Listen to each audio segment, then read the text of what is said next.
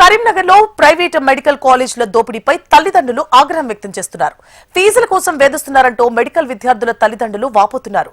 నిబంధనల ప్రకారం కాకుండా ఇష్టారీతిన ఫీజులు అడుగుతున్నారని, అడిగిన ఫీజు చెల్లించకపోతే విద్యార్థులను ఇంటర్న్షిప్ కి రానివ్వకుండా విద్యార్థుల జీవితాలతో చెలగాటమాడుతున్నారని మండిపడ్డారు.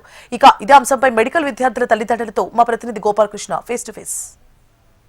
ప్రభుత్వ జీవోను సైతం తొంగలో తొక్కి ప్రైవేటు మెడికల్ కాలేజీలు అధిక ఫీజుల కోసం విద్యార్థులను వేధిస్తున్నాయంటూ పేరెంట్స్ ఆందోళనకు దిగుతున్నారు. ఉమ్మడి కరీంనగర్ జిల్లాలో ఉన్నటువంటి ప్రైవేట్ మెడికల్ కాలేజీలపై వాళ్ళు ఇప్పుడు నిరసన వ్యక్తం చేస్తూ ఉన్నారు. అసలు ఏం జరిగింది, ప్రైవేట్ మెడికల్ కాలేజీలు ఎందుకు అధికంగా ఫీజులు వసూలు చేస్తున్నాయి, వారి వాదన ఏంటో ఒకసారి మాట్లాడి తెలుసుకునే ప్రయత్నం చేస్తాను. సార్, ఏం జరుగుతుంది? మీ బాబు కానీ ఎందులో చదువుతారు, ఏం జరుగుతుంది? మెడికల్ కాలేజీలలో 5 సంవత్సరాలకు ఫీజు తీసుకోవాలి. తీసుకునే దానిలో ఏంటంటే మనకు 4.5 సంవత్సరాలకు మాత్రమే ఫీజు తీసుకొని 6 నెలలు ఫీజు ఉండదు. అది ఫీజు కనుక మేము కాలేజీలను అడగకుండా మేము ఫీ రెగ్యులేటరీ కమిటీకి చైర్మన్ దగ్గరికి వెళ్ళి అడిగితే ఏమన్నామంటే మేము 4.5 సంవత్సరాలు ఫైనల్ ఇయర్లో 6 నెలలకు తీసుకోవడం ఎందుకు అని, అన్ని 5 సంవత్సరాలకు యూనిఫామ్గా తీసుకుంటాము అని ఫీజు తగ్గించి యూనిఫామ్లో తీసుకోమని ఫీ రెగ్యులేటరీ కమిషన్ చెప్పింది. కానీ వీళ్ళు ఏం చేస్తున్నారు, పర్ ఇయర్కు 13 లక్షలు అని ప్రిస్క్రైబ్ చేసిన దానికి 13 లక్షలకు పర్ ఇయర్ 13 లక్షలు తీసుకుంటూ మళ్ళీ ఫైనల్ ఇయర్లో కూడా మళ్ళీ 13 లక్షలు ఇవ్వాలి, 5 సంవత్సరాలకు ఇవ్వాలి అని అన్నారు. దాని గురించి మేము కాళోజీ నారాయణ హెల్త్ యూనివర్సిటీకి కూడా వెళ్తే వాళ్ళు సర్క్యులర్ జారీ చేసినాక కూడా ఆ సర్క్యులర్ను కూడా తుంగలో తొక్కి మాకు 6 నెలల ఫీజు వీళ్ళు కడితేనే మేము క్లాసులకు అలో చేస్తాం, అప్పటి వరకు అలో చేయమని అన్న. దానివల్ల వారం 10 రోజుల నుంచి ఇప్పటి వరకు క్లాసులకు అలో చేయడం. ఒక కరీంనగర్లోనే ఇప్పుడు ఉన్న 2 కాలేజీలలోనే అలో చేయట్లేదు. ఇక తెలంగాణలో ఉన్న అన్ని కాలేజీలలో కూడా అలో చేశారు.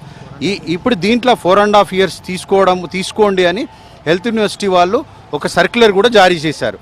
దీనివల్ల ఏమవుతుందంటే ఒక బి కేటగిరీ చదువుకునే వాళ్ళకు 6.5 లక్షలు ఎక్కువ అవుతుంది, అదనంగా ఫీజు తీసుకుంటున్నారు. అదే సి కేటగిరీ జాయిన్ అయిన వాళ్ళకు 26 లక్షలు పర్ ఇయర్ ఉంటుంది, వాళ్ళకు 13 లక్షలు అదనంగా తీసుకుంటారు.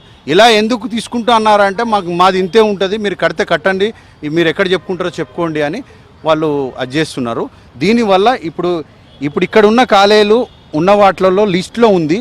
ఈ లిస్టులో ఉన్న చెల్మడ కానీ ప్రతిమ కానీ 13 లక్షల లిస్టులోనే ఉంది.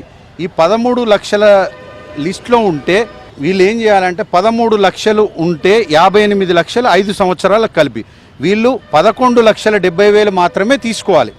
వీళ్ళు పర్ ఇయర్ 13 లక్షలు తీసుకున్నారు, 4 సంవత్సరాలు తీసుకున్నారు. ఇప్పుడు మళ్ళీ 5th ఇయర్లో మళ్ళీ 13 లక్షలు కట్టమని చెప్తున్నారు యాజమాన్యం. దీనివల్ల ఒక్కొక్క స్టూడెంట్కు సి కేటగిరీ వాళ్ళకు 12 లక్షలు 13 లక్షలు అదనంగా వసూలు చేస్తున్నారు. బి కేటగిరీ వాళ్ళకు 6.5 లక్షలు అదనంగా వసూలు చేస్తున్నారు.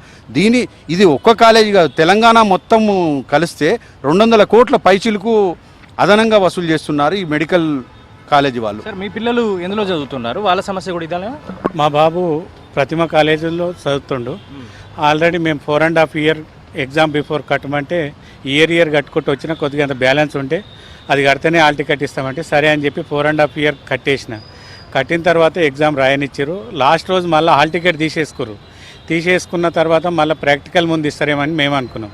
మళ్ళీ బిఫోర్ ఇంటిమేషన్ చేసారు, పేరెంట్స్ రావాలి. మళ్ళీ మేము పోయినాం. మళ్ళీ పోయి ఇంకా హాఫ్ ఇయర్ ఫీజు కడితేనే మేము హాల్ టికెట్ ఇస్తాం, లేకుంటే ఇయ్యమని చెప్పి బలవంతంగా చెప్తే ఎట్లనని చేసి మా వాళ్ళు ఒక ఫార్మేట్ తయారు చేసి వాళ్ళు ఇష్టానురీతిగా మాతోటి లెటర్ రాపించుకొని ఒక చెక్ తీసుకొని అప్పుడు హాల్ టికెట్ ఇచ్చారు. ప్రాక్టికల్ ఎగ్జామ్ అయిపోగానే ఆ చెక్ బౌన్స్ చేసిన వారానికే మళ్ళీ మా బాబుకి లీగల్ నోటీస్ పంపించారు. దీని మీద మళ్ళీ వీసీ గారి దగ్గరికి పోయి అడిగితే వాళ్ళు ఒకటి సర్క్యులర్ ఇష్యూ చేశారు. ఆ వీసీ గారి సర్క్యులర్ ఇష్యూ అయిందని చెప్పి మొన్న పోయి మళ్ళీ అడిగితే మీరు వీసీ చెప్పినా ఈయన ఎవరు చెప్పినాం, మాకు ఈ హాఫ్ ఇయర్ ఫీజు కడితేనే మేము అలౌడ్ చేస్తాం, లేదని చెప్పి ఇంటర్న్షిప్కి అలౌడ్ చేయకుండా ఉన్నారు.